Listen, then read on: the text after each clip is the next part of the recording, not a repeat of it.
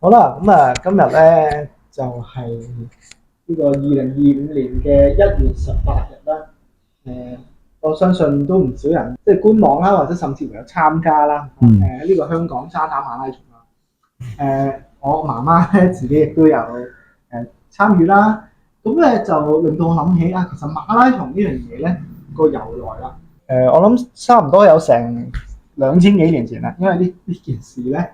呢個 Battle of Marathon 咧，應該係講緊係490 BC 啊。而家係2026年。2500幾年咯，係咯2500幾。係啦，咁咧當時咧就係 Battle of Marathon 啦，咁就有一個跑手啦，其實佢係一個 Athens 嘅一個雅典嘅跑手嚟嘅。係。咁佢咧就由咧雅典咧俾人派去走去斯巴達啦。咁雅典同斯巴達咧，其實係當時希臘呢個區域入邊兩個唔同嘅兩個唔同嘅，我哋當時叫 city state 啦。即係其實佢係 city， 因為都係一個自己國家。因為希臘有好多個細型嘅叫做國家仔啦，有嘅。咁咧佢就由雅典咧要走去斯巴達咧，去搬救兵啦，因為覺得知道唔夠，未必夠人手去抵擋到啲波斯人啊嘛。咁咧。當時呢個我見到呢個版本咧，佢就話啊，佢喺2日之內咧，你知唔知跑咗幾耐啊？跑幾多啊？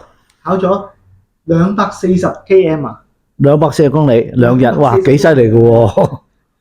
係跑完之後俾完斯巴達再跑翻轉頭去翻雅典即係兩個路程加埋就240幾，不停咁樣跑。係啊，即係但係咧，我亦都見到有另一個版本啊。呢個版本亦都唔知係咪真係好真確性啦。因為呢個版本係一個專寫啲諷刺文章嘅人啦。之後寫翻出嚟嘅就係話佢喺 Marathon 咧打完仗啦。一係就打完仗啦，一係就見到原來波斯人有突擊喎。想偷襲呢個雅典。我雖然輸咗啦，想派啲人入去偷襲喎。咁佢就咧要跑翻去雅典咧，叫啲人守住個城啦。咁咧喺呢個版本咧，佢就係跑咗我哋而家好知道 Marathon 跑幾耐啦，42啊嘛，42公里啦。係啦。咁佢就跑翻去啦。咁咧跑到翻去42公里咧，就同啲人講話：我哋贏咗啦！咁跟住佢就死咗啊嘛！我知道係啦，因為攰得滯啦。係。咁所以咧其實有好多個版本啦，關於 Marathon 係點解會咁所以馬拉松就係即係普遍嘅人就係覺得就係呢個42公里就係咁樣嚟嘅咯。咁我哋暫時就講到呢度先啦。好，拜拜。好啊，拜拜。